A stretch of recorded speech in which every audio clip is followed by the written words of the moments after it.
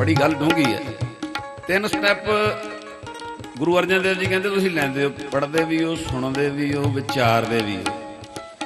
चौथा विचारन तो बाद जिहड़ा ना मन्नण दा, कमाउण दा, समझो जी, उस गुण नूं जिंदगी च लियाउण दा, वो तुहाडा चौथा स्टैप ना होण करके ना हुण अजे भी संगत च किसे नूं ना पता लगू। मेरे दास दे मन दी रीझ हुंदी भी 10 साल दा बच्चा भी बैठा होवे उहनूं भी पता लगे कथा की हो रही। हुण अजे भी किसे नूं ना पकड़ गल आई होवे। हुण तुसीं मान लो सहज पाठ रखिआ,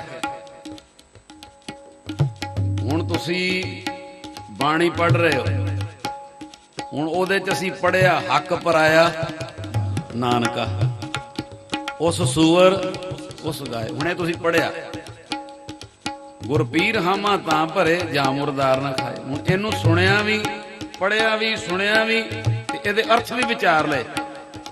पराया हक नहीं, किरत सही रखनी चाहिए है। आपां सुनिया हक पराया नानका, उस सूअर उस गाए, गुरपीर हामा तां भरे जां मुरदार ना खाए। भी पराया हक खाना मुड़दा खाण दे बराबर, गलत किरत मुड़दा खाण दे बराबर है। हिंदू धर्म च गां दा सत्कार, गां नूं मारना बहुत पाप गिणदे। उधर सूर महाराज दोवां दा नां लिया, उस सूअर उस गाए, हक पराया। इस तरह है जिवें हिंदू वीरां च गऊ का सत्कार है, कोई गऊ मारे किड्डा पाप उन्हां च गिणदे ने, ते इस तरह हक पराया इहो जिहा पाप है महाराज उन्हां लई सूअर, मुसलमानां वीरां लई इधर गां। फिर गुरपीर हामा तां भरे जां मुरदार ना खाए। सिर्फ इशारा लिओ। हुण किसे ने पंक्ति पढ़ी भी, सुनी भी, विचार भी लई, विचारण तो बाद अपनी ਉਹ ਚੀਜ਼ ਨੂੰ ਕਮਾਇਆ ਨਹੀਂ, ਕਿਰਤ ਨੂੰ ਸਹੀ ਨਹੀਂ ਕੀਤਾ, ਜਿਹਦੇ ਕਰਕੇ ਇਹ ਚੌਥਾ ਸਟੈਪ ਨਾ ਲੈਣ ਕਰਕੇ ਤੁਹਾਡੀ ਮਾੜੀ ਮੱਤ ਜਾ ਨਹੀਂ ਰਹੀ, ਉਹਨੂੰ ਕਮਾ ਨਹੀਂ ਰਹੇ, ਚੌਥਾ ਸਟੈਪ ਨਹੀਂ ਲੈ ਰਹੇ। ਅਜੇ ਵੀ ਕਿਸੇ ਨੂੰ ਗੱਲ ਨਾ ਪਕੜ ਚਾਹੀ ਹੋਵੇ, ਤੁਸੀਂ ਮੰਨ ਲਓ ਪੜ੍ਹ ਰਹੇ ਹੋ ਨਿੰਦਾ ਭਲੀ, ਬੋਲੋ ਸਾਰੇ ਨਿੰਦਾ ਭਲੀ ਕਿਸੇ ਕੀ ਨਹੀਂ, मनमुख मुगद करन, मूँह काले तिना निंदकां नरके घोर पवन। हुण यह पंक्ति तुसीं पढ़ी भी, बाणी सुनी भी, इहदे अर्थ भी विचार ले भी निंदा किसे दी नहीं चंगी, मूँह काला हुंदा, पर ओनूं कमाया नहीं, मन्निया नहीं, लियांदा नहीं, ना लियाण करके चौथा स्टैप ना लैण करके तुहाडी शांति जिंदगी च आ नहीं रही। इनू मन्नण ना करके कमाउण, सिर्फ इशारा लिओ, इतिहासक साखी है। महाराज कहंदे चौथा स्टैप लो गुरु के लाल जी, वो चौथा स्टैप भावें हौली हौली लै लो, 10 पैसे लो, 20 पैसे लो, 25 पैसे लो, 50 पैसे लो, आहिस्ता आहिस्ता लै लो। जिवें जिवें स्टैप लई जाओगे फिर शांति भी आ जाए, फिर वो जिहड़ी माड़ी मत है मन की वो भी चली जाए। ये चौथा स्टैप गुरु अर्जन देव जी कहते तुसीं लै नहीं रहे, जिहदे करके शांति नहीं, माड़ी मत नहीं जा रही। ये अजे भी गल आ किसे नूं ना खुली होवे पकड़ विच। एक गाथा है, गाथा हुंदी है समझाउण लई। एक पिता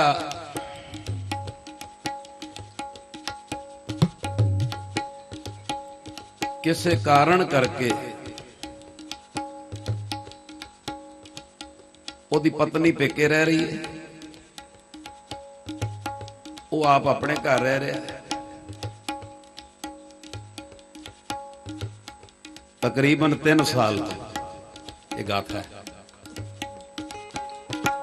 और वो पिता च एक गुण है, बनी नहीं वोटी नालों पेके रह रही है, वो रह रहा अपने घर। एक गुण है वो की सत्संग रोज सुनदा, संगत च रोज जांदा, रोज सवेरे 8 ਦੇ ਕਰੀਬ ਗੁਰਸਥਾਨ ਤੇ ਜਾਂਦਾ ਹੈ, ਸੰਗਤ ਕਰਦਾ ਹੈ ਤੇ ਉਹਦਾ 14 ਸਾਲ ਦਾ ਬੇਟਾ ਹੈ, ਉਹਦੇ ਨਾਲ ਰਹਿੰਦਾ। ਹੁਣ ਇਹ ਮੈਂ ਗੁਣ ਕਵਾਂਗਾ, ਗੁਣ ਇਹ ਤੁਸੀਂ ਵੀ ਲਿਆਓ।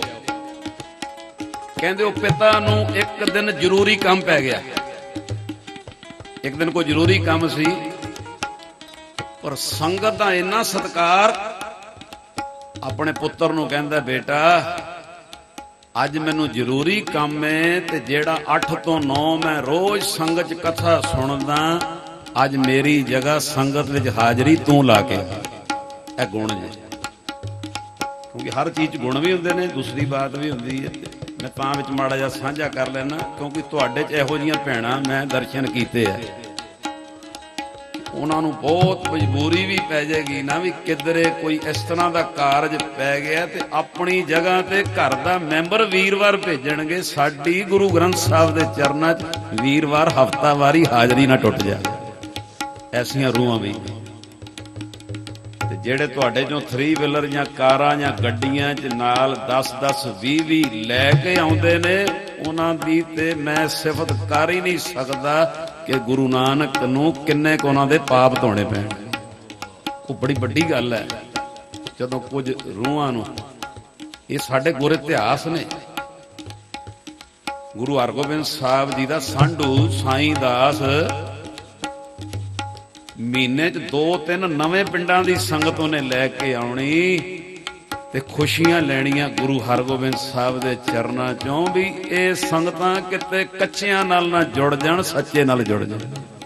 ਗੁਰੂ ਗ੍ਰੰਥ ਸਾਹਿਬ, ਗੁਰੂ ਹਰਗੋਬਿੰਦ ਸਾਹਿਬ ਦਾ ਸਮਾਂ, ਉਹਨਾਂ ਦੇ ਸੰਤ ਇਤਿਹਾਸ ਨੇ ਸਾਡੇ। ਇਹ ਮੈਂ ਤਾਂ ਗੁਣ ਨੂੰ 1 ਮਿੰਟ ਲਿਆ ਡਿਟੇਲ ਵਿੱਚ, ਹੈ ਗਾਥਾ, ਕੋਈ ਇਤਿਹਾਸਕ ਸਾਖੀ ਇਹ ਨਹੀਂ ਜਿਹੜੀ ਹੁਣ ਮੈਂ ਬੋਲ ਰਿਹਾ। ਉਹ ਪਿਓ 'ਚ ਗੁਣ ਸੀ। ਸਵੇਰੇ 8 ਵਜੇ ਜਾਂਦਾ ਸੀ, 8 ਤੋਂ 9 ਕਥਾ ਸੁਣਦਾ ਸੀ। ਆਪ ਇੱਕ ਦਿਨ ਜ਼ਰੂਰੀ ਕੰਮ ਪੈ ਗਿਆ ਤੇ ਪੁੱਤਰ ਨੂੰ ਭੇਜਤਾ।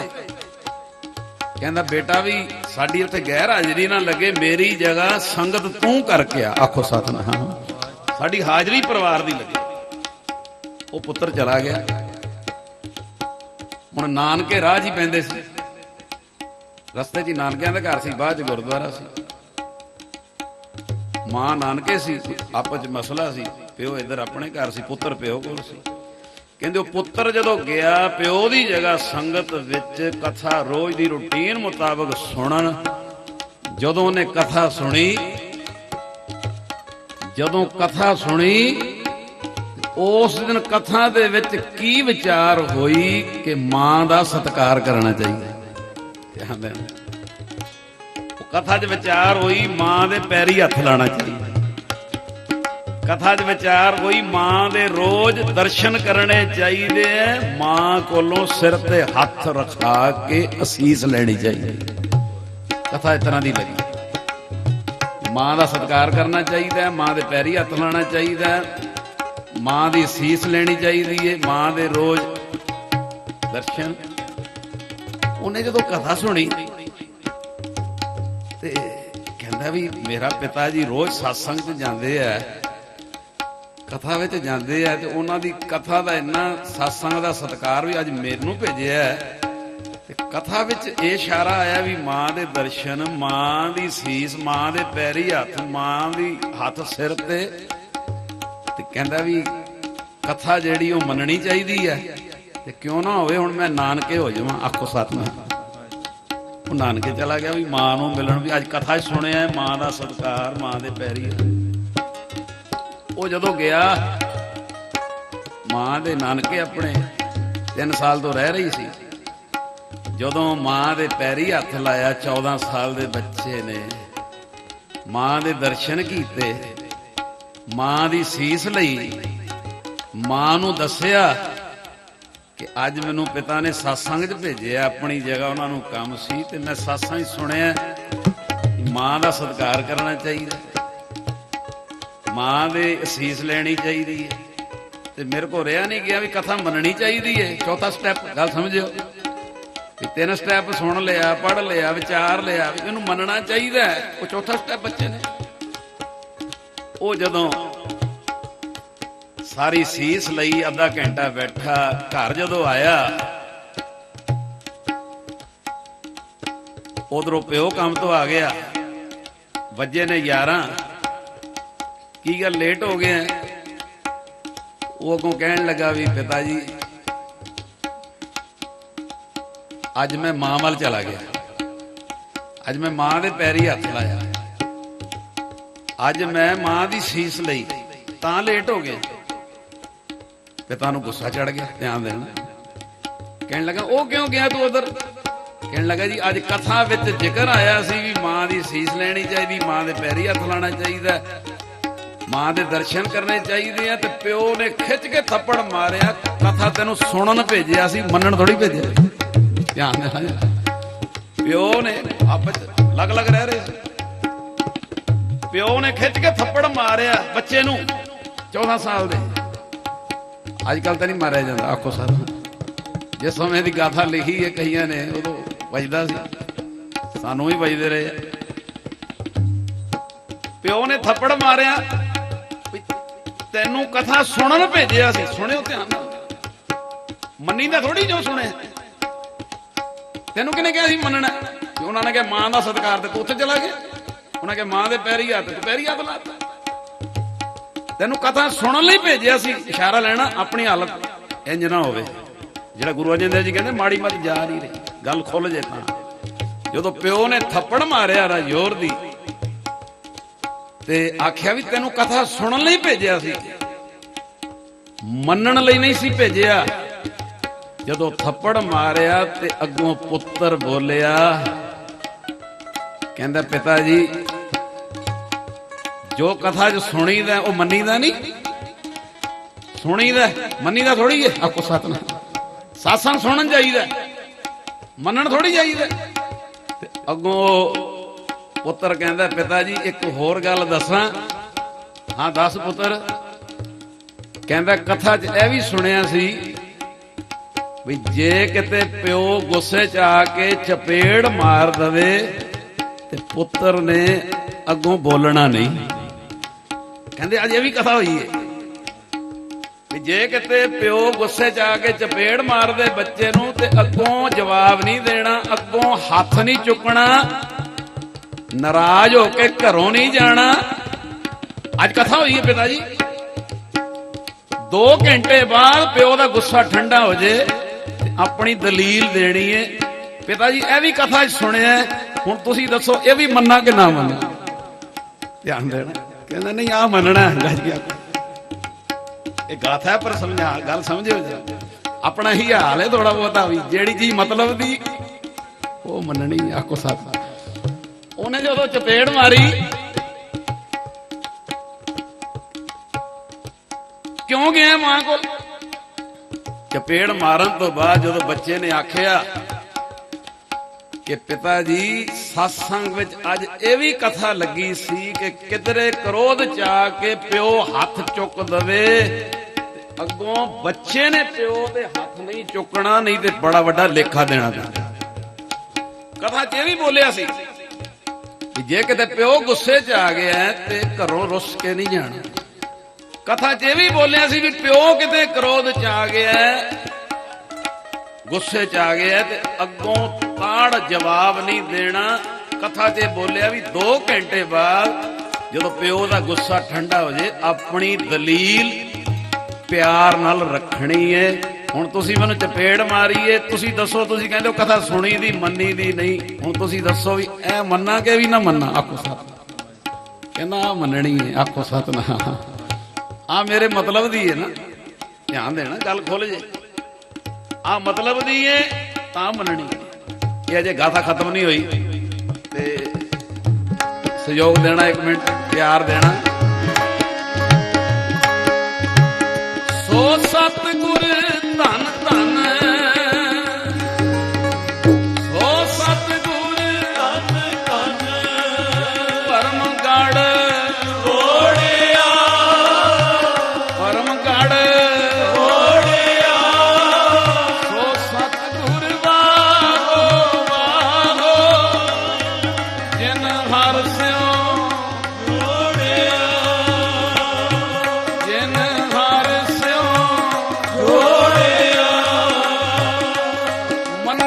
खत कहीं न जाए, मन्ने की खत कहीं न जाए।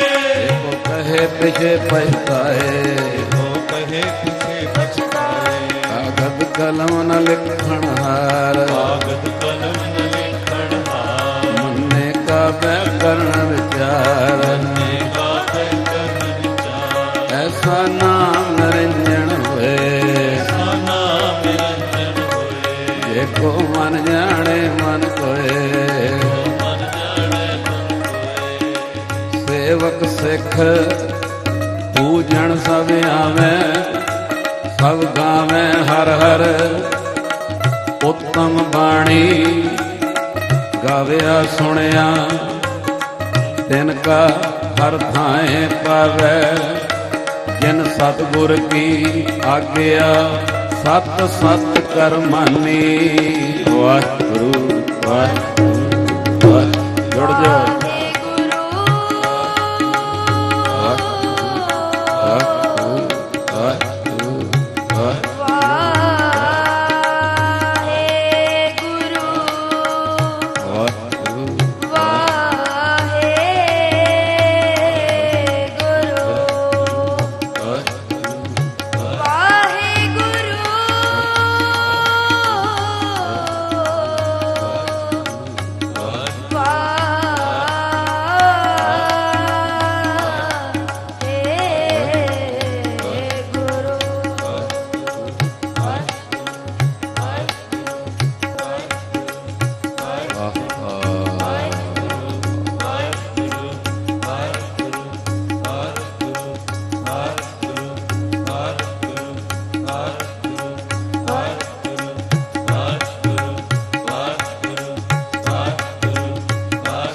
सतगुर धन धन धन धन। सो सतगुर धन धन। जिन परम गढ़ तोड़िया, परम गढ़ तोड़िया। सो सतगुर वाहो वाहो, हर स्यों जोड़िया। जिन हर स्यों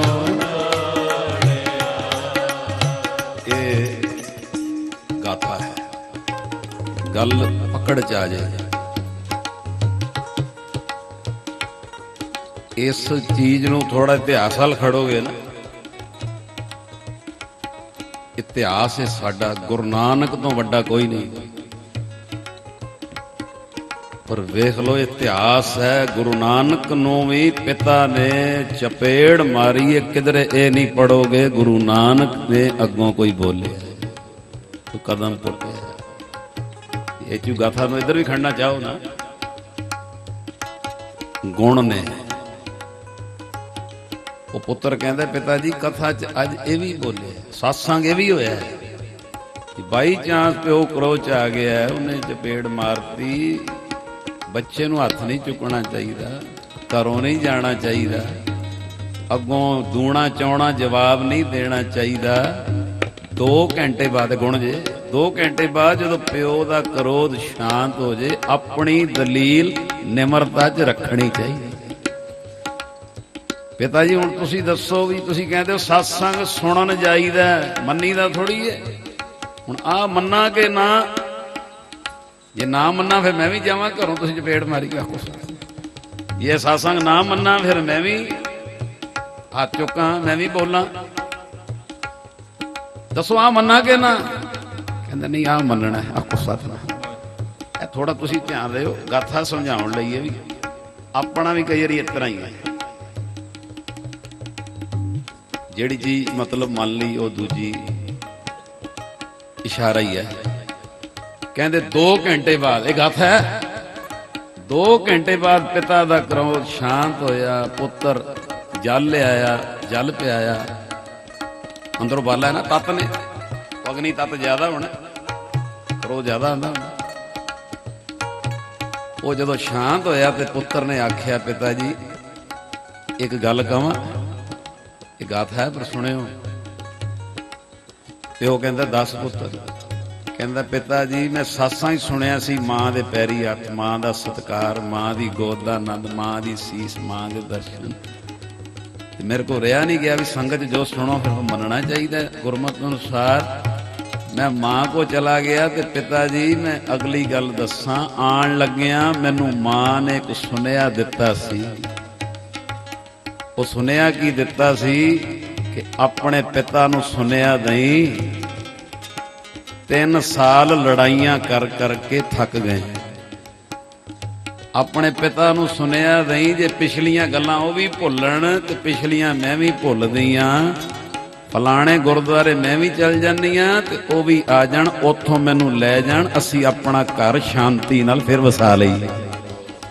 हुण पिता जी आ सुनिया मां दा ते देखो एक टाइम हुंदा बंदा लड़दा एक टाइम हुंदा जे गुस्सा ना करिओ 6 महीने साल बाद इहो जे मसलियां दे विच बंदा थक भी जांदा फिर सोचदा सिर जुड़ जाण सोचदा भी हल हो जाए। भरिया होई पिया सी अक्या होई पिया सी कहंदा पुत्तर ये गल ते बहुत वधिया फिर जे वो पिछलियां गल्लां भुलाणी जांदी है ते मैं भी भुल्लण नूं तैयार हाँ। वो गुरुद्वारे आना चाहती है सेंटर प्लेस हो गया ना मैं लैण गया ना वो छड्डण आए। ईगो ही काम खराब करदी ना आखो सतनाम। ईगो ही हुंदी है भी उन्हें फोन करे मैं नहीं करना आखो सतनाम। वो ईगो ही कई बारी किन्ने किन्ने अंदर कलेश पा देंदी किन्ने किन्ने प्रॉब्लमां लै आंदी है किन्ने किन्ने तरेड़ां पै जांदी है। आ ईगो है बस इत्थे ते गुरमत रिदे गरीबी आवे। गरीबी गदा मारी खन्ना सगल रेण छारी इस आगे को ना टिके विकारी आखो सतनाम। गदा कहंदे जेड़े गदा बुरज जा फड़िया होया खन्ना गया खंडे नूं गुरु अर्जन देव कहंदे साडा बुरज है गरीबी। गरीबी गदा मारी खन्ना सगल रेण सारियां दी रेण बन के रहना साडा खंडा। इस आगे को ना टिके विकारी। पिता दे गल आ गई कहंदा बेटा फिर मैं भी तैयार हाँ पिछलियां गल्लां भुल्लण नूं। ओ बच्चा गया सुनिया दिता माता गुरुद्वारे आ गई पिता भी गुरुद्वारे आ गया घर लैके आ गए। हुण जदों घर लैके आ गए हुण सारा घर सुख सांद शांति सारी फुलवाड़ी खिल गई सारे रोस मुक गए।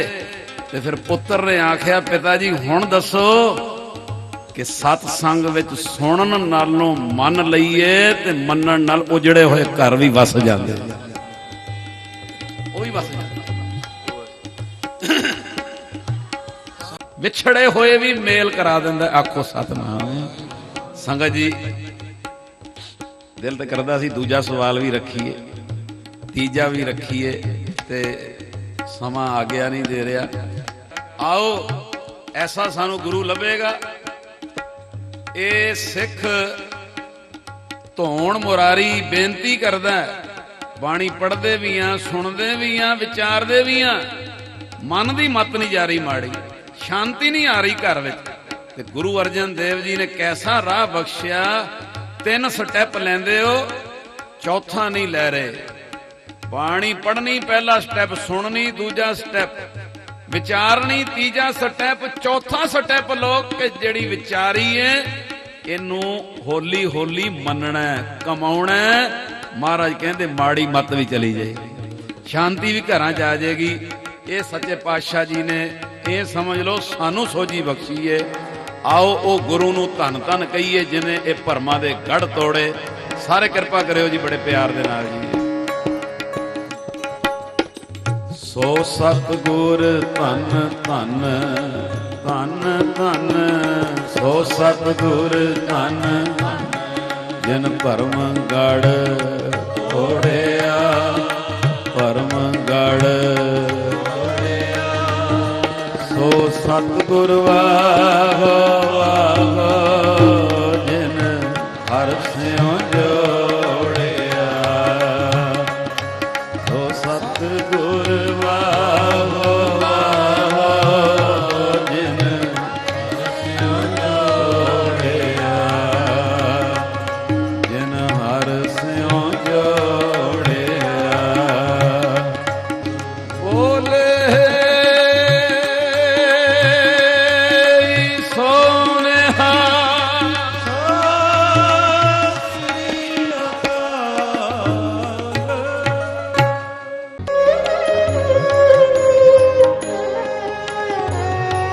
ਵਿਦਵਤਾ ਅਤੇ ਖੋਜ ਭਰਪੂਰ ਭਾਈ ਸਾਹਿਬ ਭਾਈ ਗੁਰਇਕਬਾਲ ਸਿੰਘ ਜੀ ਦੀਆਂ 9 ਅਨਮੋਲ ਹੱਥ ਲਿਖਤ ਪੁਸਤਕਾਂ।